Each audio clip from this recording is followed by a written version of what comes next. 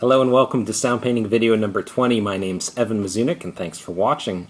For those of you who've been watching and following, I'm really excited to report that my group Zaha has funded our tour on Kickstarter. We're hitting the road this next week. So we've already reached our fundraising goal if you've been following along. If you haven't already contributed though, you've still got a few hours to chip in. We've met our goal of raising money for the tour, but we haven't given away all the goodies we want to give away yet. So there's still room for you to jump in and support some independent music as we hit the road. I'll also include a link to some tour dates of our sound painting ensemble over the next week. So today I want to work on a gesture called crossover. Try to fit that in the frame, crossover.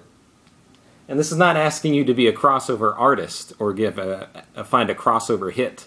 But this is really just taking material, and it's working with two groups. So one group switches content with another group. So say you're in group 1, and you're doing long tones, right? And group 2 over here does pointillism. And I said whole group crossover, and then you'll wait for some go gesture, maybe an enter slowly. And then you'll try to copy the other group's material as much as possible.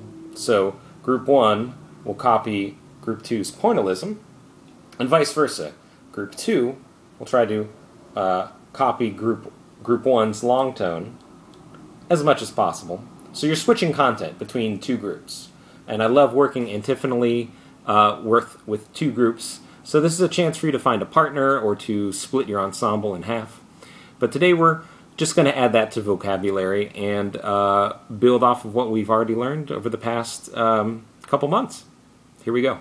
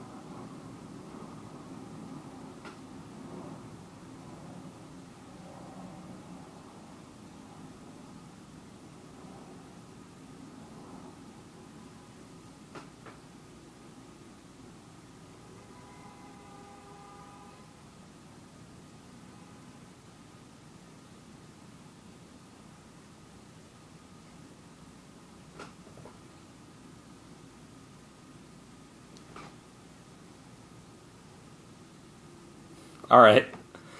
Thanks so much for watching and participating.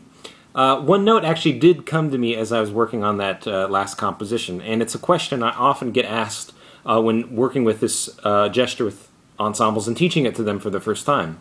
Say you had group 1 and group 2, they're doing independent things, and you said whole group, crossover, whack, they switch content. And then I go whole group, crossover again, and they switch content again. The question I often get asked is, do I go back to my original idea? You know, a crossover and then a crossover. Is it like back to normal again? And the answer is no. What you do in a crossover, you're constantly borrowing and switching content from the other group. So if we keep on crossover, a crossover, right? I'm giving all those crossovers and a go gesture.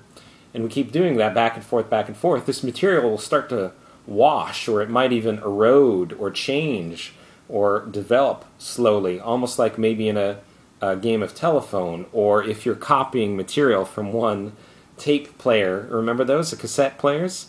From one tape to another and back and forth, and some noise gets in the signal, so to speak.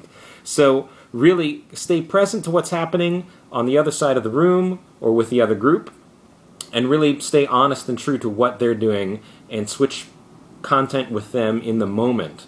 And don't feel obliged at all to go back to what you're doing before if I keep using multiple crossover gestures like I did in that last composition. All right, thanks again. Looking forward to your responses. Thanks for those who have joined in the fun. Leave your video responses below, and look for those tour dates. We're going to be going down to Charleston and back this week. Thanks.